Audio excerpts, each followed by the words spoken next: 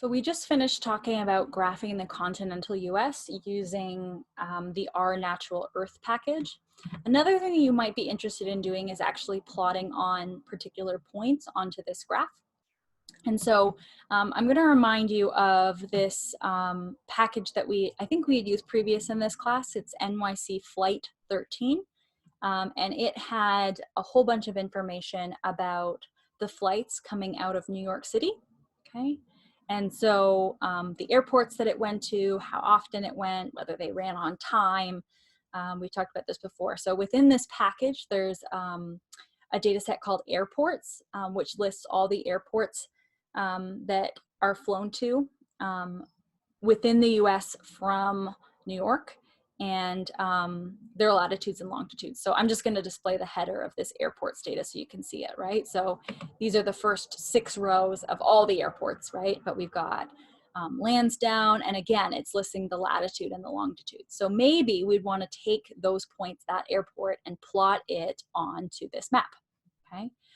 So one thing that you could do, okay, is that's going to be your geom point command, okay? So I'm going to add that in, and my data set is going to be airports. So you'll notice the map, the map layer comes from Data USA, but the point data for the airports is going to come from a separate data set, data airports, okay? The aesthetics, so we're going to have the X value be the longitude. See how lawn matches up with this lawn here, right? That's the longitude. And the Y value is the latitude, okay? And then these are just to get some aesthetics of, that's the shape plotting character. Remember, we talked about different values for those. So this is going to make them little circles, and size, I wanted to make them as small as possible.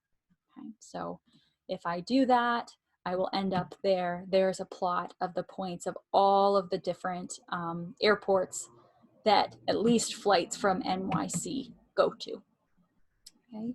You may be only interested in plotting a subset of those, and so you could do that by referencing certain ones, right? Maybe we only wanted to do the first one in that list, right?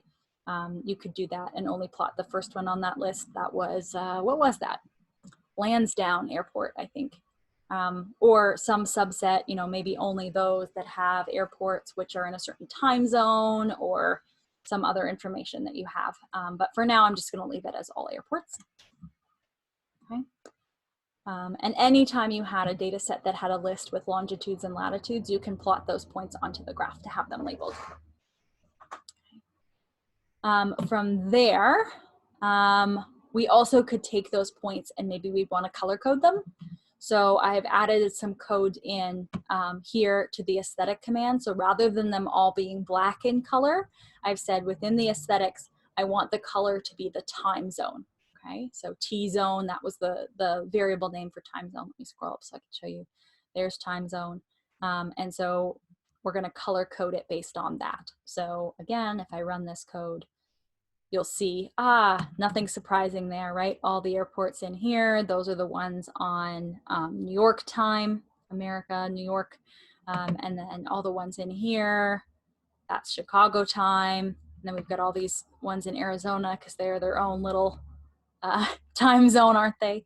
And then the West Coast. So I don't know if that's a useful piece or not. I can see how if you had another data set that had the airports and looked at whether they were international airports versus if they only went domestically or things like that, that could be an interesting way to color code.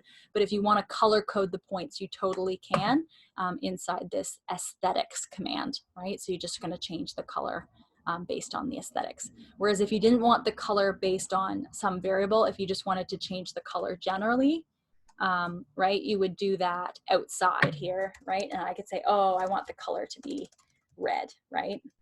And that's just going to change them all to being the color red, right? But if you want them to change color based on some data point, then you're going to want to add the color inside here, inside the aesthetics command. So what was it? T-zone, that was right. Okay,